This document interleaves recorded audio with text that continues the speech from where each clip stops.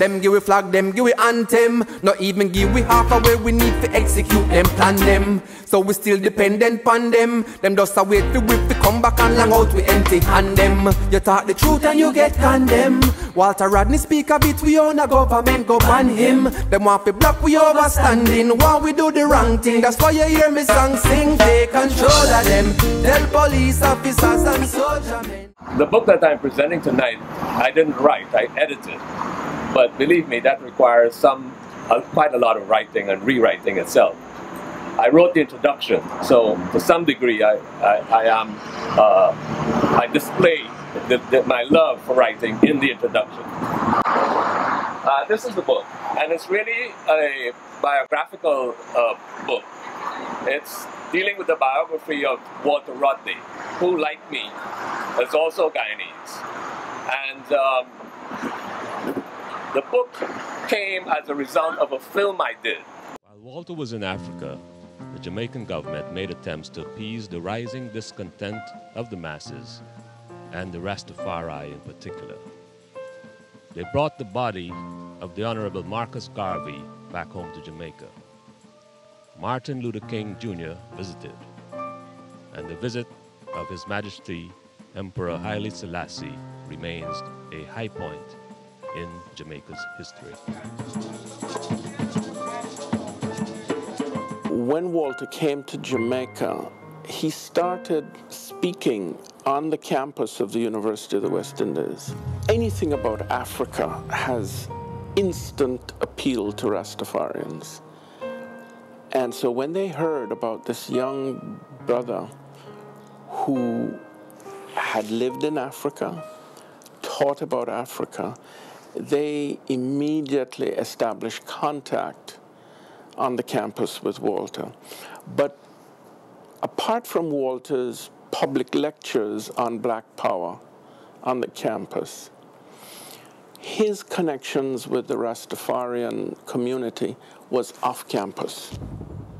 And this is the thing that set off the alarm bells with the government. He came to UWE in 1960 as an 18-year-old, like many of you here. And he did his undergraduate, and then he went to London to do his PhD, which he did. He completed his PhD at age 24.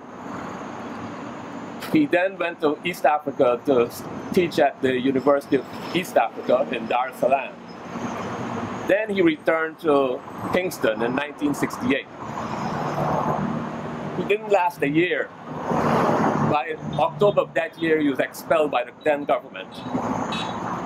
But this was happening all over the world. It was happening in the US, it was happening in Europe, it was happening in Africa, the rest of the Caribbean. The entire world was in an uproar. Walter Rodney was very important to that, because he was bringing to us the idea of African people and African descendants and how we're dealing with what was happening in 1968. This was Walter Rodney's first book, and this book was about what was happening in Jamaica and the fact that we had a government that looked much like us, mixed African and other groups, but we weren't getting the kinds of services in the kinds of areas that were underserved. The campus was coming alive and very responsive to what was happening in Jamaica, in the region, and in the United States. The Prime Minister of Jamaica, a black man, he looks black anyway, he was approached with a request to let African history and an African language, Swahili, be taught in the schools. And he said, no, we can't have any of that. He gave some reason, curious reason, something about there being so many different races in Jamaica. Very curious. I mean, 95% of the people are black, but he can't teach an African language. On a Sunday morning, there could be 200, 300 people just sitting around, and Walter speaking, talking to them. This had never been done before. The idea that an intellectual was leaving the campus and going down into the inner city and meeting wherever people wanted to meet with him. that set off real alarm bells. But what he was saying caught on, and it led to a whole change in throughout the Caribbean. You see ex-Prime Minister Manley, Bishop, Kurt Wildheim, and Castro, of course. All this was in the whole global foment. This is his second book and his most important book.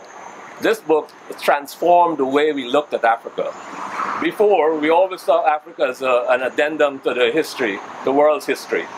And what Walter Rodney did was say that the way that Africa is existing now is as a result of these relationships that we've had with Europe, which underdeveloped us. And it's the same in Jamaica, it's the same all over the Caribbean. Because the relationships we have with Europe is one that's extractive and not contributory. And that remains the case today. As I said, it wasn't something only in the Caribbean. This is a picture of Amiri Baraka. He's also in the book, and I interviewed him. He was pointing out the similarity between what was happening here and what was happening in the United States. Walter returned to the UWI Jamaica as a lecturer in the Department of History, but after only 10 months was deported in 1968. 67, all the rebellions happened. Detroit and Newark exploded. 65 was Watts. You understand, the Malcolm's murder. So 68 is also the Montgomery bus boycott, you know, was successfully ended. But at the same time, that's when they blew up Dr. King's house. And the black people showed up with the rifles and, you know, what should we do, Dr. King? And he says, if any blood be shed, let it be ours. Now, there was a whole generation of us who didn't accept that. I mean, we certainly loved Dr. King and supported Dr. King. But the idea that somehow, if any bleeding was going to go down, we was going to have to do the bleeding, we didn't accept that. And then that's when Malcolm X appears. And Malcolm says, you know, you treat people like they treat you. Control again, tell police officers and soldier men, say we want lock the streets and road again.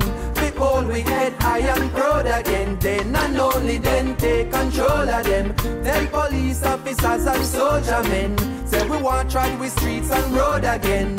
All we head high and proud again. Then and only then. So them give we flag, them give we anthem. Not even give we half away, we need to execute them, plan them. So we still dependent on them. Them just a wait to whip to come back and long out we empty hand them. You talk the truth and you get condemned. Walter Rodney speak a bit, we own a government, go ban him. Them want to block we overstanding while we do the wrong thing. That's why you hear me song sing. Take control of them.